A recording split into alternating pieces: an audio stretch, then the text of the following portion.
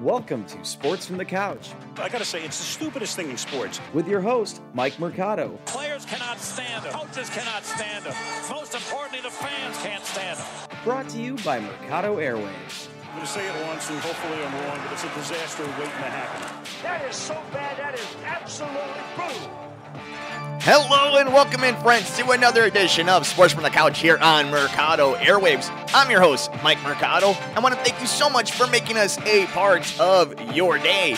And on today's edition of Sports from the Couch, we got to take a look back at the embarrassment that was Sunday Night Football for your Chicago Bears. But before we get to all that, let's take care of some housekeeping notes. You can follow us all over the universe. I'm on Twitter at Mike M Media, Instagram, Mike Mercado Media, and you can be interactive with the show on Twitter at Couch Sports Talk. Like, rate, review, and shares wherever you get your favorite podcast on all major podcast platforms at Mercado Airwaves. Subscribe to us. Hit that little bell notification on YouTube, youtube.com/Mercado Airwaves Network to see the video version of the podcast. You can also see the video version of the podcast over at ROKU. Shout out to Jerry Riles and the Rewind Sports 60.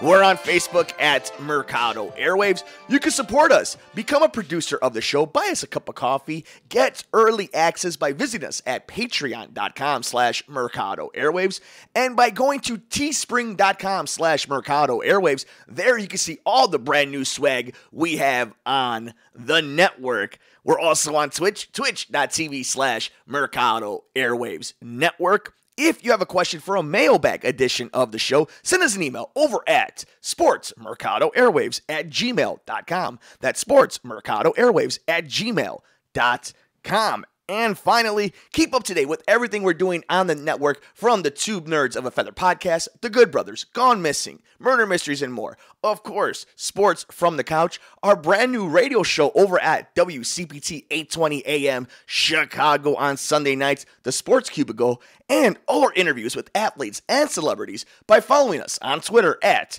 Mercado Airwaves. All right, guys, with all that out of the way, we needed a few days to kind of decompress, to talk about the craziness that was this Bears game this past Sunday, getting, their butts kicked on national television by rival Matthew Stafford and a really good Rams team. I went on to the Chicago Tribune, a fantastic source for any sports fan in the city of Chicago, anybody interested in the third largest market, one of the greatest cities in the world, Chicago IL. And I went on to Brad Bick's Q&A that he had with the fandom. And there was one question that really kind of solidifies this entire problem I have with this Bears team. I think before we get into the specific questions and one of the biggest problems I had, the entire game was embarrassing, not just because they lost. You're going to lose football games. And the Rams have a chance to go to the Super Bowl. And they have a lot of really nice pieces, okay? That's not the problem. What did Andy Dalton do that makes you think Justin Fields couldn't do that as well? If not, be at least in a position that he can make more things out of nothing. Chicken salad out of chicken bleep, for lack of a better term. Because I've seen Mitch Trubisky throw interceptions in the red zone, back-breaking interceptions. I've seen him not throw past 14 yards when you need 15. We saw a lot of bad. And here's the thing. I'm not going to crap on Andy Dalton. It's not fair. He's not the one that was put on this position. And more years than not, if it wasn't for this shiny new prospect, it would be a treat for Bears fans to have a quarterback like Andy Dalton. But that's not the case. You do have somebody that you saw out there that you were teased with. You saw him complete a pass. You saw him scramble for a touchdown. And you're putting him in for gimmick plays? Not even the base offense to see, all right, well, let's just kind of see what we have. We have him out here anyway. I don't understand that. We could talk about there not being any discipline, right? There is no discipline on this team from week one. And one of the biggest problems is what we're going to address to in a little bit. You know exactly what play I'm talking about, Eddie Jackson. But, just off Jump Street, this was week one. And you weren't ready. You knew who this opponent was. And Ryan Pace told you this offensive line was good enough. This secondary was good enough. Andy Dalton was the starting quarterback. That was okay. Best case scenario, we win games. Andy Dalton is the starting quarterback and Justin Fields is learning on the bench. That's what they were trying to tell you. Does that look like they did that? Like they set their team up from what you saw on Sunday? And here's the God's honest truth, guys. It's not going to get better against Cincinnati. Here's the truth you may not like, I may not like, and it may be early overreaction. But tell me in your gut, how do you feel? Do you feel like the get-right game is for the Bears against Cincinnati? Or for Cincinnati to keep things going after beating the Minnesota Vikings? That's the truth. The Bears are the get-right team. At least that's what they look like, because that's what they were built upon. And the laughingstock that everybody else in the league, every analyst, every expert, and listen to the players, know who the starting quarterback for the Chicago Bears should be. I'm not saying it's the only way this can happen. I'm not saying it will work. But when they're lying to your face, when they put this faux quarterback competition out there for you, and it was never a competition. It was promised to somebody you have no loyalty to. And I'm somebody who believes in loyalty, but if we're talking business, who's Andy Dalton to the Chicago Bears? All this was preventable. Instead, they stayed to their ways. And it's one of Matt Nagy's biggest flaws that we've all seen over and over again. He's enamored with his own offense. He'd rather the offense work than try to get the best out of somebody else a different way, adjusting to somebody else. You can't tell me that's not the case. Because how many off seasons have we talked about? Well, we need to get this quarterback to learn this offense. This quarterback knows this offense. This quarterback has his relationship with Matt. How quick was he to try to get rid of Mitch Trubisky because Nick Foles knew the offense? That's all this has been. This is all this experiment has been. Opposed to adjusting your offense to cater to the superstar you drafted in. Does this seem like a team that's urgent to you? We saw the press conference of Matt Nagy. This was, I believe, Monday. And he hadn't talked to Eddie Jackson about the play that we're about to talk about. What is he doing? What is this nonchalantness that's going on with this front office and this coaching staff? Are they guaranteed more time after this season? Because they don't seem like two guys whose jobs are on the line. I'm fascinated to see where that's going to come out. I want to know your thoughts. Let me know on Twitter at Mike M Media, Instagram, Mike Mercado Media, of course, on Twitter at Couch Sports Talk, or wherever you're listening to this, whether it's a podcast or on YouTube or on Facebook. Leave a comment. Do you think Matt Nagy, Ryan Pace get past this year, first of all, so they get fired during the season? And second, do they get another year after this? Are they guaranteed more years heading on to the future of the Chicago Bears? I want to know your thoughts. But let's take a look at one of these questions from Brad Biggs' recent Q&A about the Chicago Bears over at thechicagotribune.com. Check them a look over there. They are a great resource for Chicago sports. Here's the question that was asked to him. Does Matt Nagy have a problem with handling accountability? After the mistakes his starting safeties made and the comments Eddie Jackson made the previous week about tackling, it would seem this is a bigger than, quote, a learning experience. And really fast, I don't want to hate on Eddie Jackson, right? Look at, before he got paid, he was a monster, a superstar. He got paid, and I don't think his lack of play has gone down. It's the NFL. Years happen. Injuries happen. Tackles take their toll. But you got paid. So there's a bigger microscope. You're under the microscope. Everybody's watching your move. And when a video comes out of you saying, I don't need a tackle, bruh. I need to go after the ball, bruh. You got to get yourself separated, bruh. And then you miss a tackle? The number one fundamental thing every person who's ever played football in the secondary knows, even though in every other level of game, you're down. Touch the man. Touch the man. You're right there. There were two of you. Touch the man. And it was frustrating. But Matt Nagy didn't handle it. We went days without them talking about this. So let's talk a little bit and let's see what Brad had to say, Brad Biggs of the Chicago Tribune. I understand your point, and there were several other questions this week about how Nagy handled some of the bothersome issues from Sunday night's loss to the Rams. The first thing we all need to remember is this was the first game of the season. It was on the road and against an opponent many have picked to be the best team in the NFC. I'm not sure how many folks realistically figured the Bears would win. 100% agree with Brad, but that's not the point. We say this to children. We say this to high schoolers. We say this to people at our own jobs. Just give us your best effort.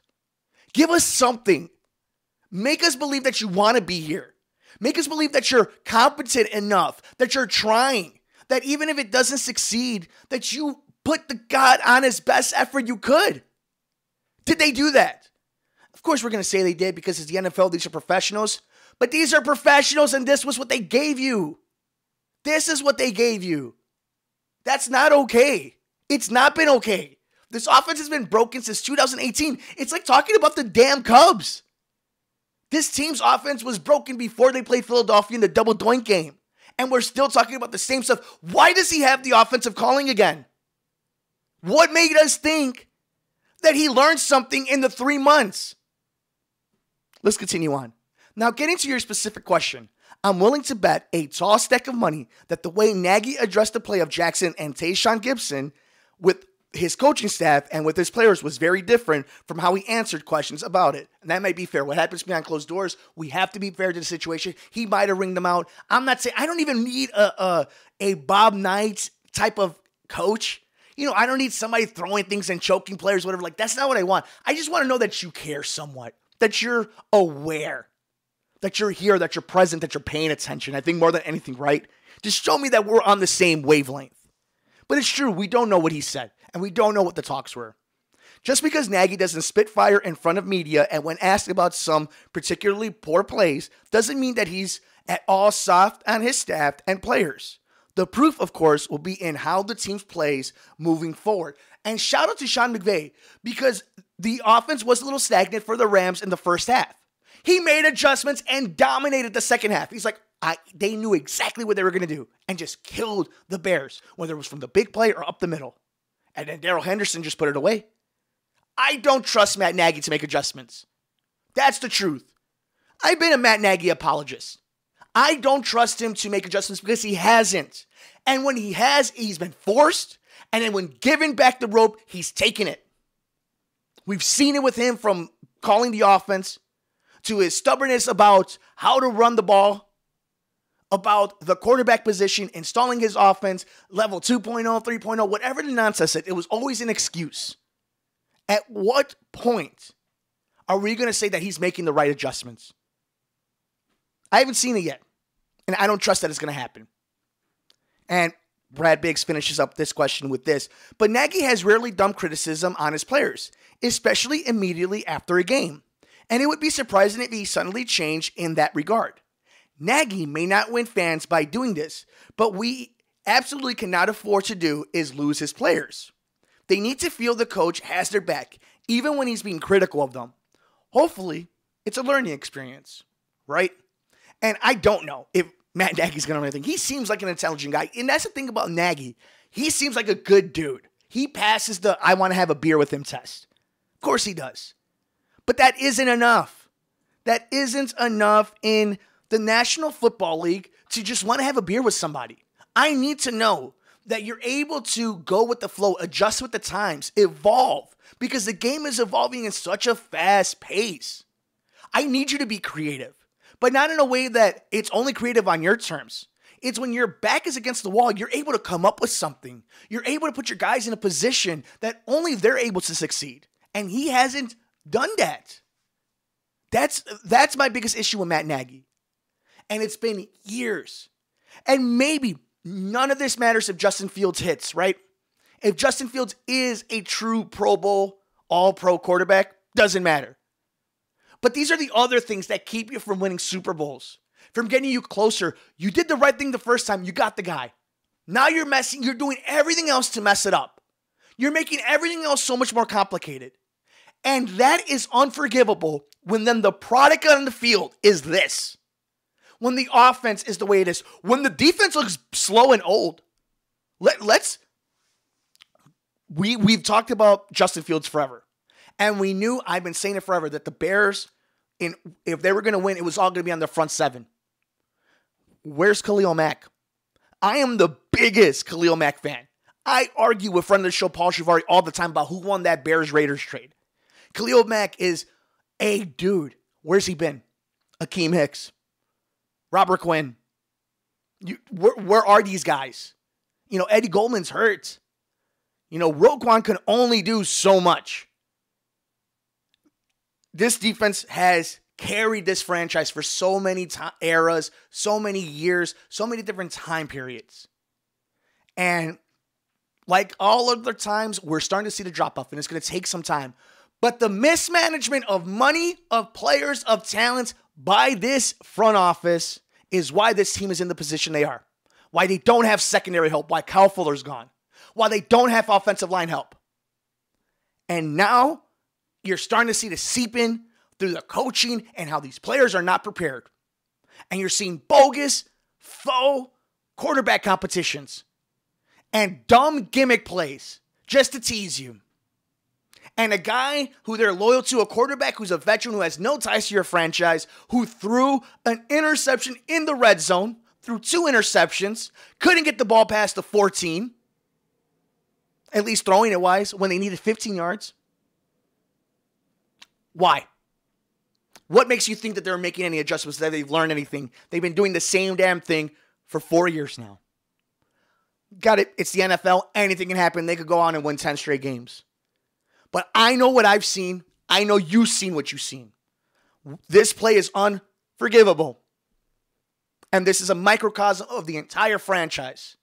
And the way they handle Justin Fields is another embarrassment on how they've done this entire offseason since they drafted him. We all know it's going to be week 4. I called it. Jake Glazer has been talking about it. Week 4, we knew what the plan was. Why lie to us? And then if you're going to lie to us, how can you put this out there? How can you put this product out there?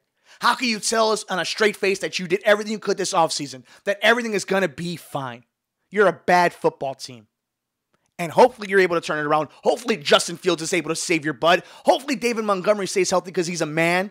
Hopefully Allen Robinson gets paid somewhere else and gets to make a difference in the NFL and win a championship. Because there's some dudes on this team. But it's by no help of Matt Nagy and Ryan Pace. And I'm rooting for them to change that because we all love the Chicago Bears. We love the National Football League. We want good football. But you tell me when you're watching that Thursday night game between Dallas and Tampa Bay and that Monday night football game between Baltimore and Oakland and Vegas, and the entire NFL, you see how the product is done. And then on Sunday night football, the game of the week, they put that product out there. They represent the Chicago Bears that way. Your fan base, you spent all that money going to the lakefront, that horrible stadium, and that's what they do out there while telling you that they know what they're doing at quarterback, that they know what they're doing with their money. It's bad. It's bad. I hope it gets better. I don't know if it gets better. But for their sake, it better for Ryan Pace and for Matt Nagy. But then again, who knows, right? They might just be right at home, and the McCaskies may just love them just like the Bulls did for all those years. Or they may be smarter, but either way, I am very interested to see how the team responds to all this craziness. And I am interested to see how you guys respond to all this. That'll do it for us on this edition of Sports for the Couch. Let us know your thoughts of my entire tirade, what Brad Biggs had to say. Check out that article over at the Chicago Tribune, the latest Q&A. I'm all over the universe. I'm on Twitter at Mike M Media, Instagram, Mike Mercado Media. Be interactive with the show on Twitter at Couch Sports Talk. Like, rate, review, and share us wherever you get your favorite podcasts on all major podcast platforms at Mercado Airwaves. We're on YouTube, youtube.com/Mercado Airwaves Network. Check out the video version of the podcast. Hit that little bell and subscribe button to be notified every single time we upload a brand new episode. We're also on Roku. Shout out to Jerry Riles and the Rewind Sports 60. Check us out right over there. We're on Facebook. Give us a like over at facebook.com/Mercado Airwaves. You become a producer of the network. Support us. Buy us a cup of coffee. Get early access at patreon.com/Mercado Airwaves. We have swag. teespring.com/Mercado Airwaves. And we're on Twitch. Twitch.tv/Mercado Airwaves Network. Send us a question for the latest episode that's coming up of the mailbag over at sportsmercadoairwaves@gmail.com. Take care of yourself. Take care of each other. Enjoy all the games. We will see you next time here on Sports from the Couch on the Mercado Airwaves Network. I'm Mike Mercado.